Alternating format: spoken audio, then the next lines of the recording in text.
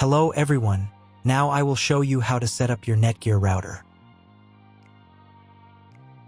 And before starting, if this video helps, please support me. I donate half of all donations to shelters. You can find more details in the description below. The first step is turning on the router. Plug the power adapter into the router. Connect one end to an outlet and the other end to the router.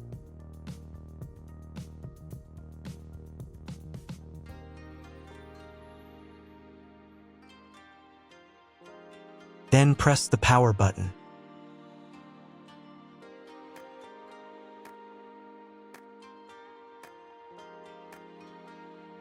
When the router powers on, the indicator will illuminate. It may take a few minutes for it to completely turn on. The next step is to connect the cable from your internet service provider or from your modem to the internet port. You now need to reset the router to its original factory settings. Hold down the reset button on the router for 10 seconds. Wait for the router's indicator lights to start flashing.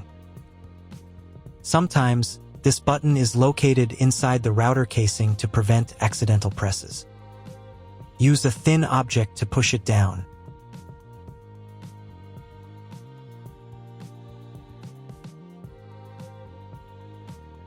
The router will reboot, and all the settings will return to their factory defaults. Plug one end of the Ethernet cable from the router into a LAN port.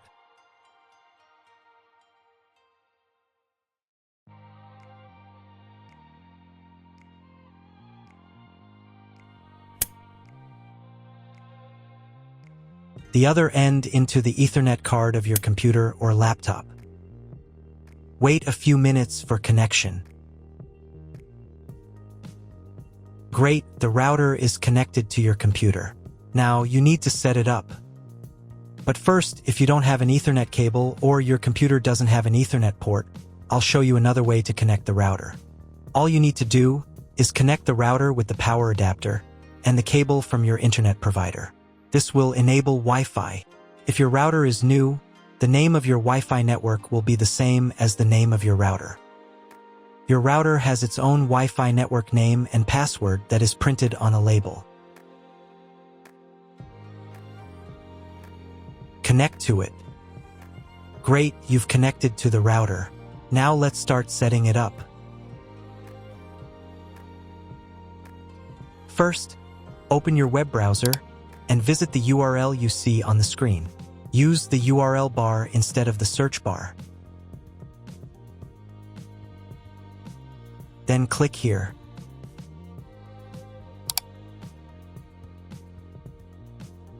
Read NETGEAR terms and conditions and click I agree button.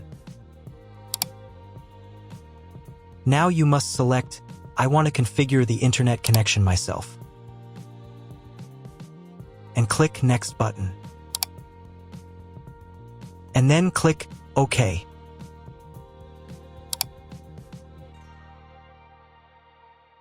If your router settings do not look like mine, it means that your router has a different firmware.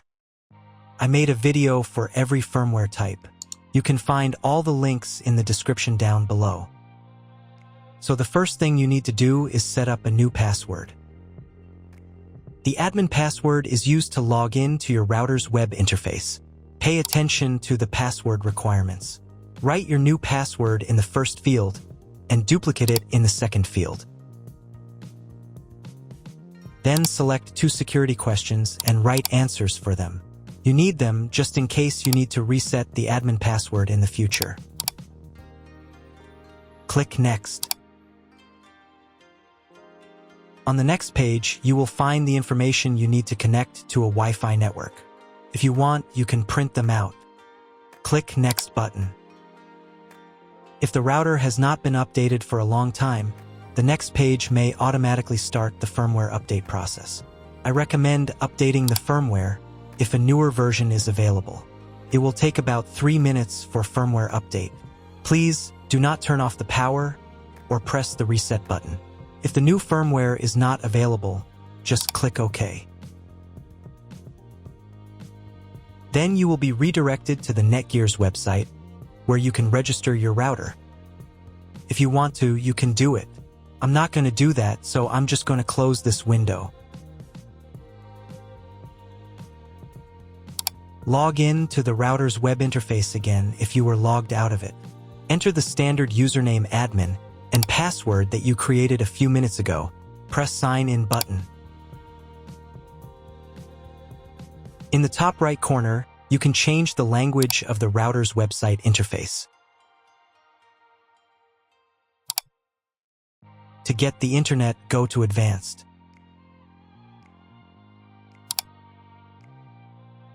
Setup Wizard. Press No, I want to configure the router myself. Then press Next button. On the next page, select the internet settings. In most cases, there are two options: connection with and without a login. Almost always, your internet connection will not require a login. All the information you need is in your internet provider's contract. If your internet connection does not require login or you do not know whether it does, select No. Leave account name and domain name unchanged.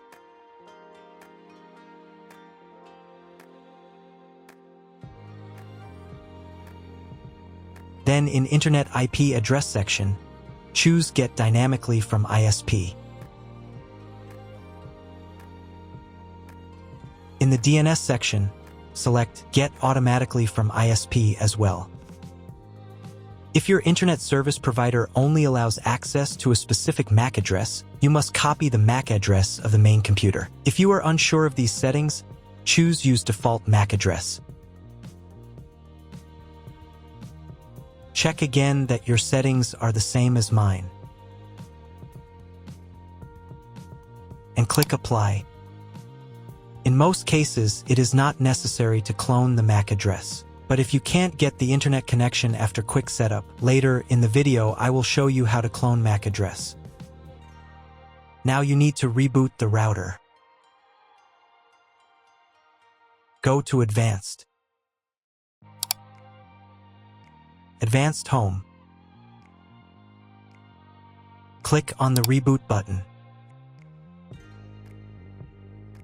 And click OK.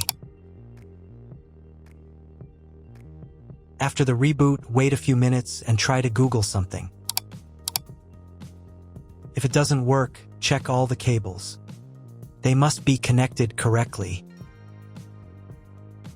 Then log into the router control panel again.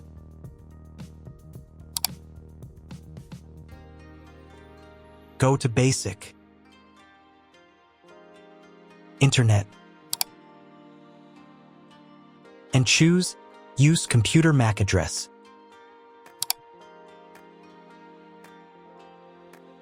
Click Apply button. And then reboot router again.